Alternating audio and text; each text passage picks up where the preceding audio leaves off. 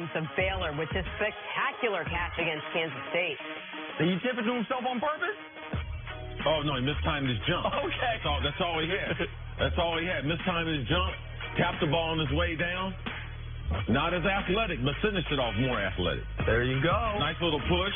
Oh, and the DB, I think, got a hand on it, too. Yeah, the DB, it ain't his fault. It's the CNA. That dude, that's your parents' fault. This is just convinced Cam Newton, known for being the dual threat quarterback. Get off me. He may be a triple threat. Did you see the block he threw on reverse yesterday?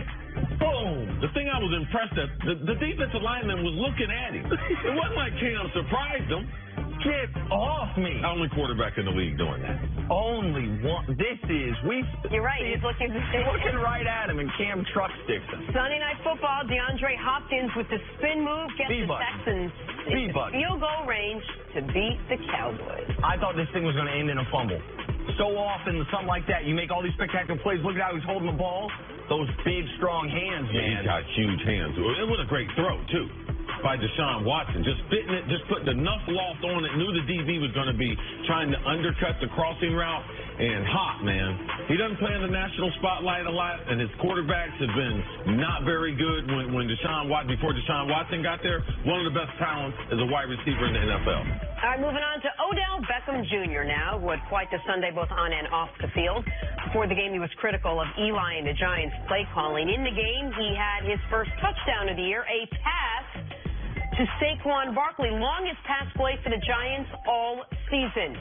Fourth quarter, he got his first touchdown catch. Eli to Odell, pulls the Giants within 3. Less than 2 minutes to go. Saquon scores on a 15-yard catch right there. So strong, just muscles way in. Giants up 1, and this was all but over, save for Graham Gano from 63 yards out at the buzzer. Wow. Shocked themselves. Panthers win 33-31. After the game, Giants head coach Pat Shurmur addressed the Odell situation. Listen, I'm going to answer all the drama questions right now, and I'm going to go back to what I said, all right? I addressed it with Odell. I addressed it with our team. I publicly declared that I didn't agree with his comments, and I asked anybody that was interested, if they wanted clarification, go to Odell because he's a big man. Now, I'm not going to give the public a pound of flesh on this, right? That would make me small, not strong. And these are the kind of things, in my opinion, when you have the locker room that we have, that will help galvanize them. Because the locker room took care of it. And that's all I'm saying on it. Finito. I'm trying to be a leader. This is a position that I've never been in. I'm trying to grow. I'm learning on the way, so I'm on the fly. But I'm proud of where we went today. We gave it all. We came against adversity, calls here and there, and we can never rely on the refs to win the game. But there was calls here and there that were questionable or this and that, and we kept fighting. And that's all I could ask for.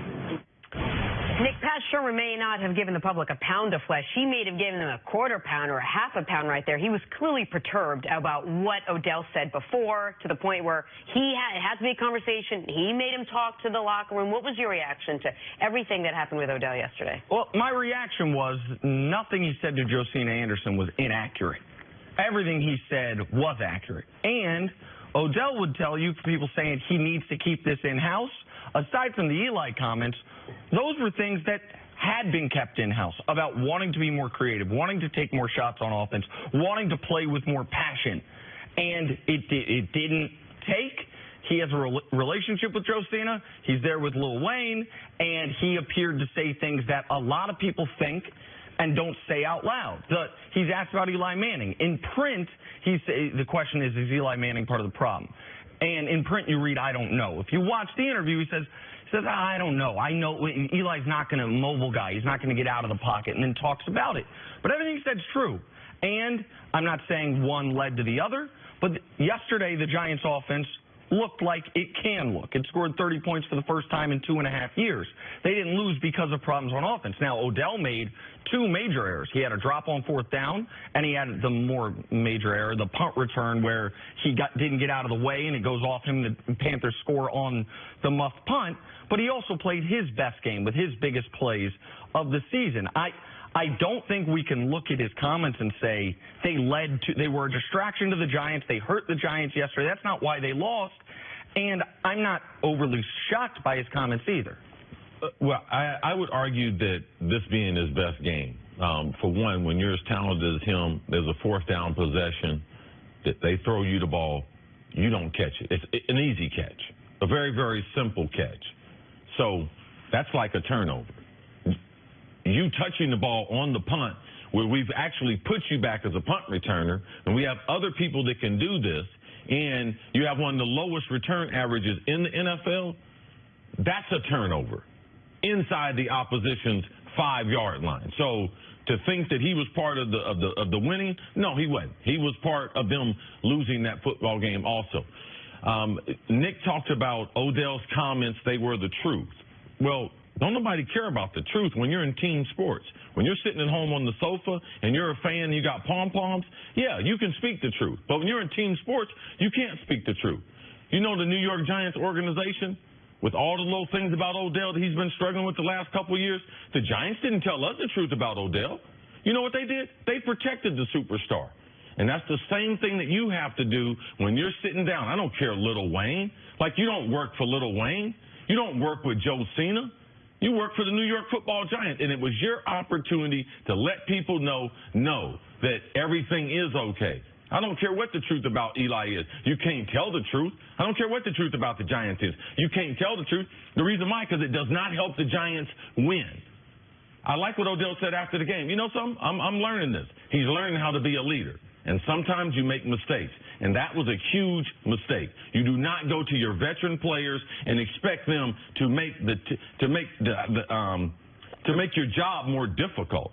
And Pat Shurmur said that this was handled in-house.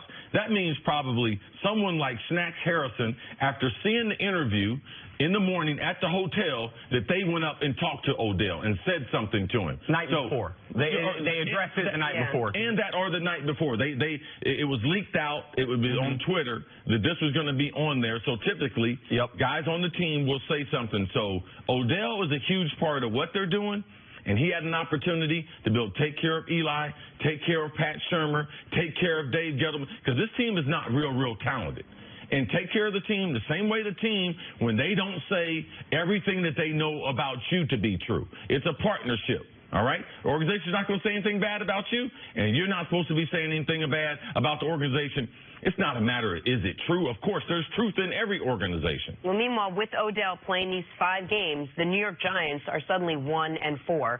Why are they in this situation? Well, up until yesterday, you could say the offense's inability to score to go along with the defense's inability to force turnovers, to get to the quarterback, to stop the opposing offense. Yesterday, to me, it was about the offense did its job aside from a couple poorly, like it seemed for a moment there like Cam and Eli were trading picks. Like Eli had a pick, Cam had a pick, Eli had a pick. But yesterday, the turnovers, 2 by Eli, 1 by Odell, 2 of them led directly to touchdowns, and the defense didn't. The defense had opportunities. Now, with that said, Giants should have won this game. Like a 63, this is the second time, if I'm a Giants fan, I don't know this is the second time in a year they have lost on a 60-plus yarder. Remember the game against the Eagles last year? 61-yarder at the gun. And when they say the refs, I'm not blaming the refs. I understand their frustration. It wasn't just that McCaffrey was probably short of the first down that led to the field goal, but it was also a bunch of they get off the field on 3rd down and there's illegal contact or there is a unnecessary roughness penalty on the safety. Like there were some tough penalties, but they played well enough to win. Gano was, what's Gano, 5% likely to make that kick from 63? So I understand some of the frustration there. Yeah, how can you be frustrated when your defense is that bad, though? I mean, the New York Football Giants, teams are going up and down the field on them. Since early last season, their defense has not been good. So they're not really talented as we think. They have some names on paper, but who are their star players? Like, who are their front line, the best players they have? They don't have a style from an offensive standpoint, because I didn't think they were going to be able to run the ball, even though they went out and got Nate Solder. I told people they're not going to be able to run the ball because he is not a power driver blocker, especially as far as the run game. So we think the New York Football Giants are talented because Odell Beckham's on the team, but when you look at the roster, they're not one of the most talented rosters in the NFL. Real quick, your point on running the football, it just shows just because you say you're going to do something doesn't mean you can do it. The Giants, they spend the money on Nate Solder. They draft a running back number 2 overall, and they still can't run the football. Like the path to victory of the Giants this year was supposed to be a dominant running attack with big plays to Odell Beckham. Yeah, it's the hardest thing to do in the NFL, the continuity of the running game. That's why only a few teams can do it and do it well week in and week out. So Carolina now 3-1 thanks to the win. Thanks in mediocre part to Cam Newton. Time for Put a Grade on It, presented by CarMax. We'll stick with this game. Cam Newton threw for 237 yards, 2 touchdowns.